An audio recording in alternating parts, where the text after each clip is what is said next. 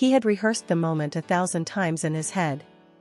That night, as he stood in front of the mirror, adjusting the sleeves of his black jacket, his heart was racing. But it wasn't because of a premiere or a press event. It was something far more terrifying. Something far more personal. In the pocket of his coat, nestled deep beneath the fabric, was a small velvet box. A ring. Simple, elegant, and meaningful. It wasn't just a piece of jewelry, it was a promise. A confession. A future. And tonight was supposed to be the night. Yaman took a deep breath and glanced at the time. She would be arriving soon. He checked everything twice, the dinner reservation, the wine, the playlist playing softly in the background. Everything was perfect. But he wasn't. He hadn't been perfect for a long time. Not with her. Not after the silence, the distance, the choices that took him far away from what truly mattered. And yet, despite it all, something in him believed she would still come. That she still loved him. That maybe, just maybe, there was still a place for him in her heart. He remembered the first time he saw her cry. Not in a scene, not for the cameras, but in real life.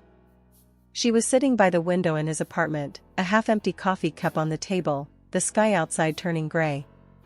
She didn't say a word, she didn't need to. He had hurt her.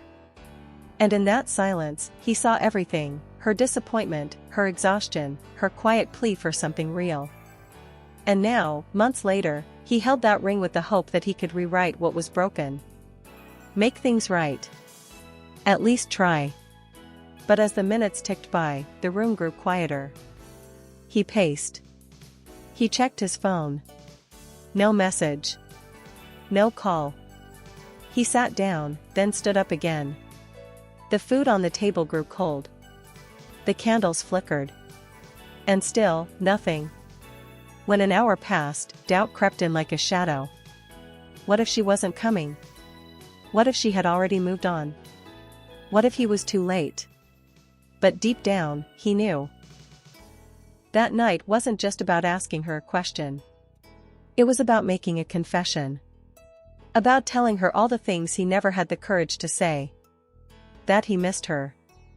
That no amount of success or fame could fill the silence she left behind. That when he saw her name on the screen, his hands would tremble. That even when surrounded by lights and fans and cameras, he felt alone without her. But now, that silence returned. Louder than ever.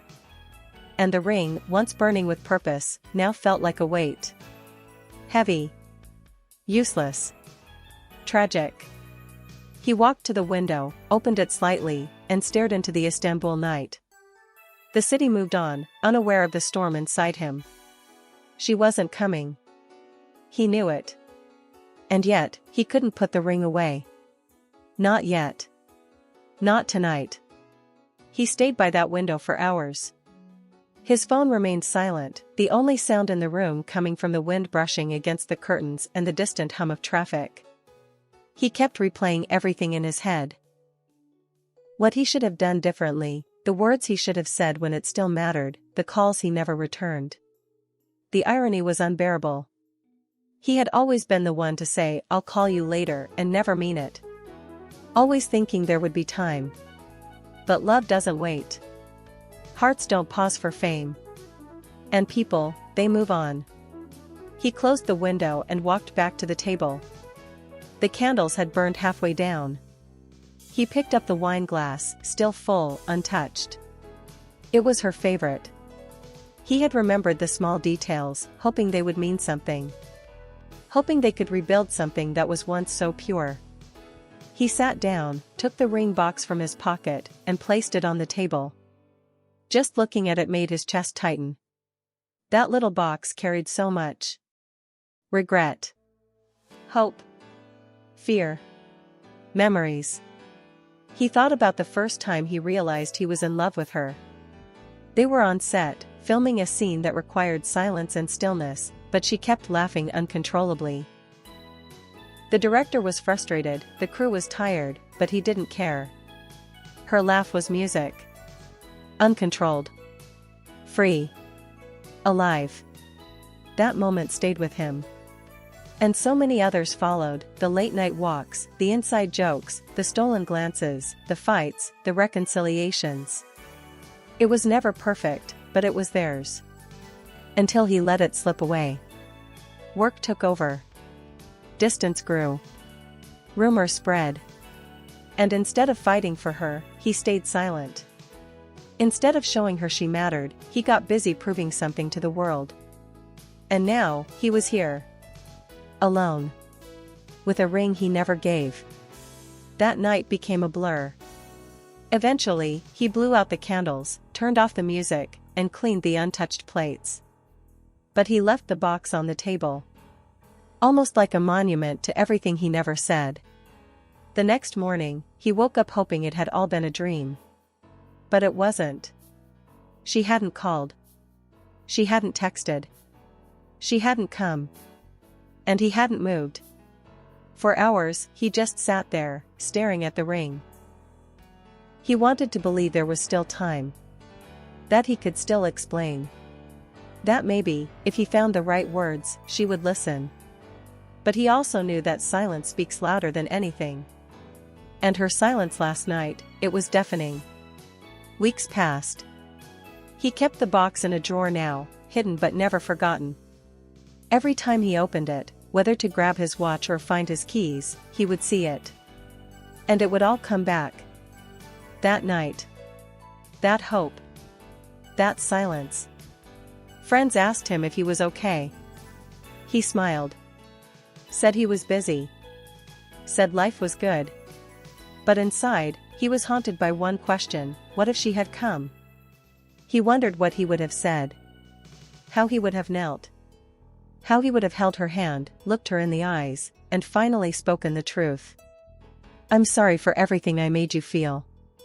For every time you doubted my love. For every time I chose work over you. I didn't know how to be the man you needed, but I've never stopped loving you. But none of that happened. And so, it remained a fantasy. A silent dream. One night, months later, he saw her. By accident. In a crowded place. She looked happy. Free. She didn't see him. Or if she did, she didn't show it. And he didn't go to her. He froze. Because what could he say now? That he had a ring once? That he waited in vain? That he still hadn't moved on? That would be selfish. And so, he just stood there, watching her disappear into the crowd. That night, back at home, he opened the drawer again. Took out the box. Opened it. The ring still sparkled. Still held meaning. But he realized something then: it wasn't about the proposal. It was about timing. About courage. About choosing love before it slips away. He had failed. And this was the price. He never told anyone about that night. Never explained why he looked so distant in interviews or why he avoided questions about her. But it lived inside him. Quietly. Permanently. There was a ring in his pocket that night. And a heart full of words he never said. That was the truth. And maybe it always would be.